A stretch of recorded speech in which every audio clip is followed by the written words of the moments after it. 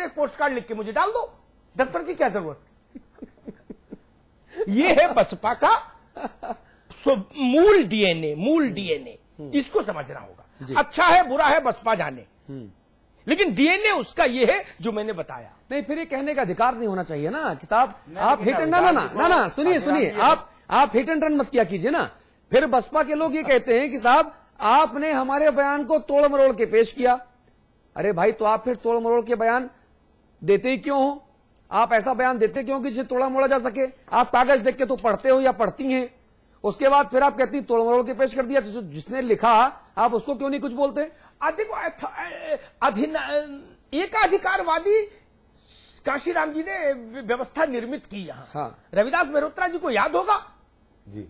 T Subramaniam Kashiram ultimatum दे गए आए थे, उससे 48 घंटे पहले हटा दिया गया चीफ सेक्रेटरी। मुलायम सिंह जी पक्ष में थे, फिर भी गया।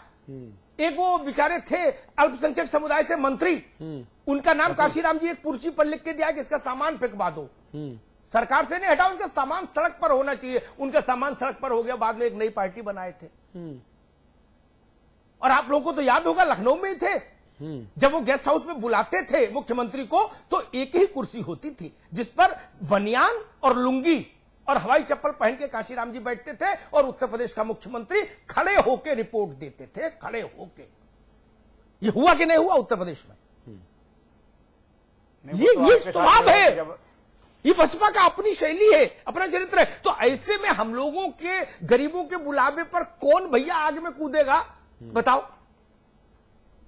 जो कूदे सो शहीद हो। नहीं, तो इसका दूसरा पक्ष ये भी है ना, कितनी बड़ी बसपा पार्टी, क्या उसमें कोई भी चिंतक विचारक ऐसा नहीं जिसे प्रवक्ता बनाया जा सके? बहुत सवाल ये बहुत बड़ा है। बहुत प्रवक्ता बने अतुल जी, प्रवक्ता तो वक्ताओं से पहले शहीद हो गए। मैं नाम नहीं लूंगा, एक प्रवक्ता बने थे कुछ घंटों के लिए, वो आजकल अन्ना और वीके सिंह के साथ हैं, हमारे मित्र, इसलिए नाम नहीं लूंगा। हाँ। 24 घंटे में शहीद हो गए, एक ही प्रेस कॉन्फ्रेंस करवाई, उसी में जैसे जीवित शहीद होता है ना, वैसे हो गए। चलिए चर्चा आगे बढ़ाते हैं।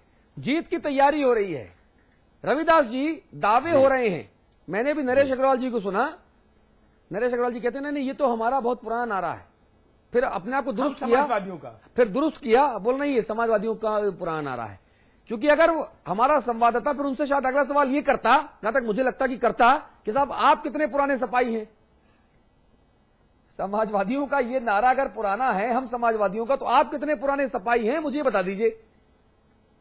रविदास जी, चर्चा यहीं से शुरू होती है जी जी कि उत्तर प्रदेश में किस तरह से कानून व्यवस्था है, वो आपको पता है, बहुत अच्छी है, सुदृढ़ है। आप ये कहेंगे मुझे पता है, तो मैंने सोचा पहले से मैं बोल दूं। इसके अलावा कैसे प्रदेश तरक्की की राह पर आगे बढ़ रहा है, महिलाएं सुरक्षित हैं, रोजगार लगातार मिल रहे हैं, लैपटॉप और मोबाइल तो आप, टैबलेट तो आप दे ही रहे हैं, बिजली भी खूब मिल रही है, तो एकदम राम राज्य की बरसात हो रही है। लगता है अब 60+ सीटें आप लोग जीत जाएंगे। यही सब बातें तय हुई होंगी आज। आज तय ये हुआ है कि हर एक बूथ पर 100 यूथ रहेंगे। अच्छा। और जो है दूसरी बात यह है कि जो चुनाव के मुद्दे हैं, जो केंद्र सरकार में लगातार महंगाई बढ़ाई है, लगातार केंद्र सरकार में करप्शन हुआ है, विदेशों में जो जमा है स्विस बैंक में पैसा विदेशों के खातों में, वो इस देश में आना है, ये तमाम जो है, और जो चुनाव के बाद तमाम सारे विकास के काम कराए गए हैं, जनता की समस्याओं को लेकर के उन समस्याओं को हल करने का काम कराया गया है, ये तमाम मुद्दे हैं। उसके अलावा जो लोकतंत्र की स्थापना हो, इसके लिए जो आपातकाल लगा था देश में, तो उस समय जो आपातकाल के सेनानी थे, उनको केंद्र में सरकार बनने के बाद सम्मान राशि देने का ऐलान जो है मुलायम सिंह जी कर रहे हैं कि सरकार दिल्ली में बनेगी तो लोकतंत्र सेनानियों को सम्मान राशि केंद्र की सरकार भी देने का काम करेगी।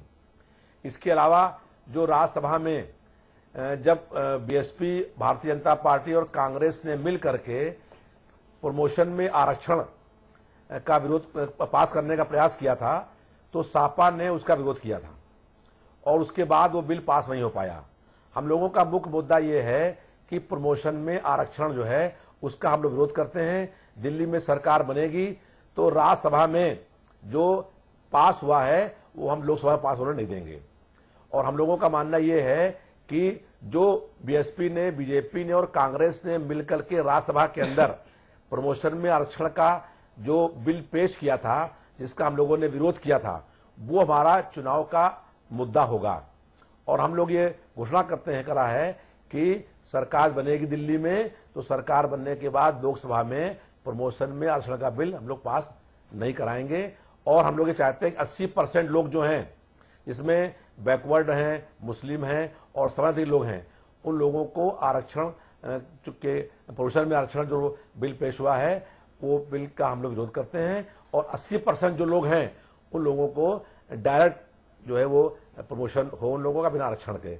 ये हम लोगों का मुख्य जो है वो तमाम मुद्दे हैं। इसके अलावा जो उत्तर प्रदेश में पिछले 1 साल के अंदर जनता के बीच में योजनाएं लागू करी हैं, जैसे कि यहां लखनऊ शहर के अंदर 20,000 करोड़ रुपए की मेट्रो रेल सेवा शुरू होने जा रही है।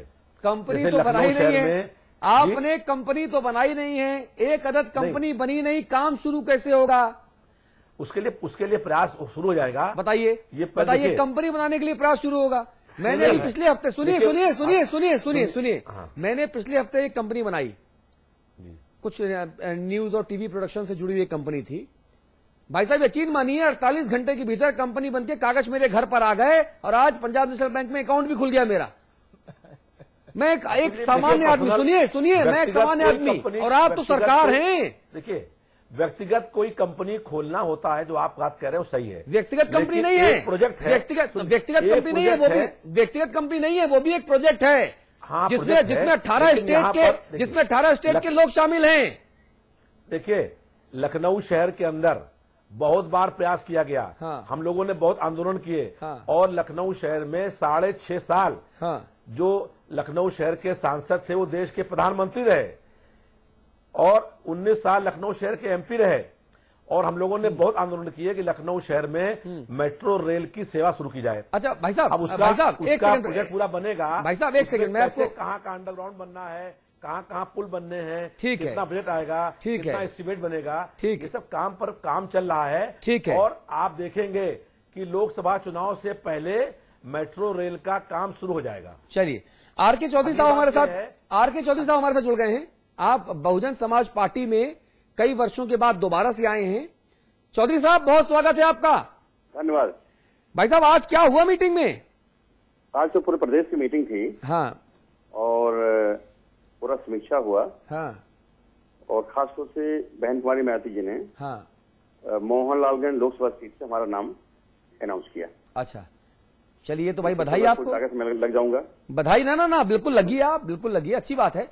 एक चीज मैं आपसे कहना चाह रहा था, आप मुझे लगता है कि शायद बहन जी तक ये बात जरूर पहुंचाएंगे, ईमानदारी से पहुंचाएंगे, और अगर नहीं पहुंचाएंगे तो हमारा मार्गदर्शन जरूर करेंगे। हमारे 18 करोड़ दर्शक जो आपको देख सुन रहे हैं उनकी बात जरूर सुनेंगे।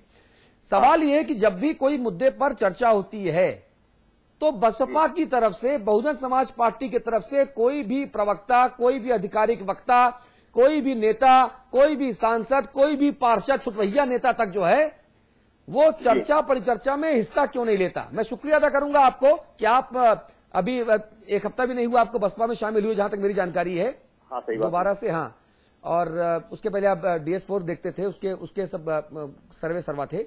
ये बसपा में ये परंपरा क्यों है और कैसे है, ये थोड़ा मुद्दे से अलग सवाल पूछ रहा हूँ। आज तो मैं पहली बार अनाउंस किया गया हूँ। हाँ।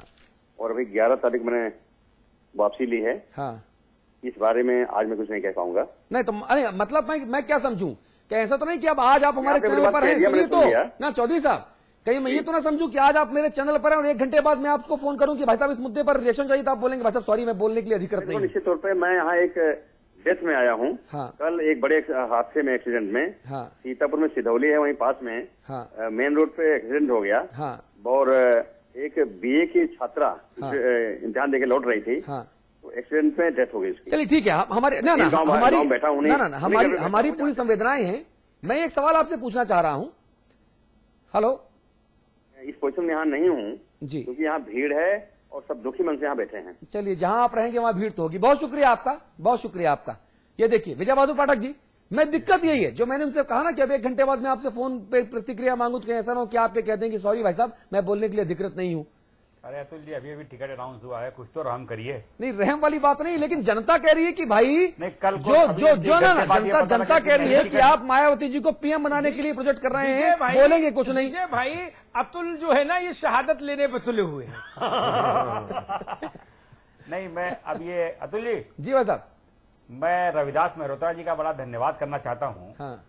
कि आज अभी जो आपने सवाल किया, बैठक में जिन मुद्दों पर चर्चा की बात कही और जो मुद्दे उन्होंने गिनाया, तो इन्होंने 13 महीने की अपनी सरकार की उपलब्धियों पर चुनाव में जाने का फैसला नहीं किया है। मैं इसके लिए इनको बधाई देता हूँ। ये हमने कहा हमने तो कहा कि जो मुद्दे बहुत बढ़िया है वो सारे मुद्दे नकारात्मक मुद्दे हैं। केंद्र की सरकार की विफलता, जिसमें ये भागीदार हैं, उस विफलता को लेकर जनता के बीच में जाने वाले हैं।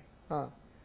जो महंगाई बढ़ाई केंद्र सरकार ने, उसमें ये जिम्मेदार हैं। सोने की बैसाखी है ये केंद्र की यूपीए सरकार की, और यहां इनको विरोध करना है। नहीं, सोने की बैसाखी है, हीरे ले रहे हैं। और नहीं, अब दिखना भी तो है कि विरोध करना है। हाँ। जनता के सवाल जवाब न खड़े हों, इसलिए एक दूसरे के खिलाफ, चाहे बसपा हो, चाहे सपा हो, चाहे कांग्रेस हो, उत्तर प्रदेश में ये दोनों लोग अलग अलग फिल्म देखते हैं। दिल्ली में देखते हैं कि हम साथ साथ हैं, और उत्तर प्रदेश में कहते हैं हम आपके हैं कौन। ना, फिल्म तो वही होती है, नाम बदल देते हैं, पोस्टर दूसरी चिपका देते हैं, दिखाते वही है, अंदर डब्बा वही होता है।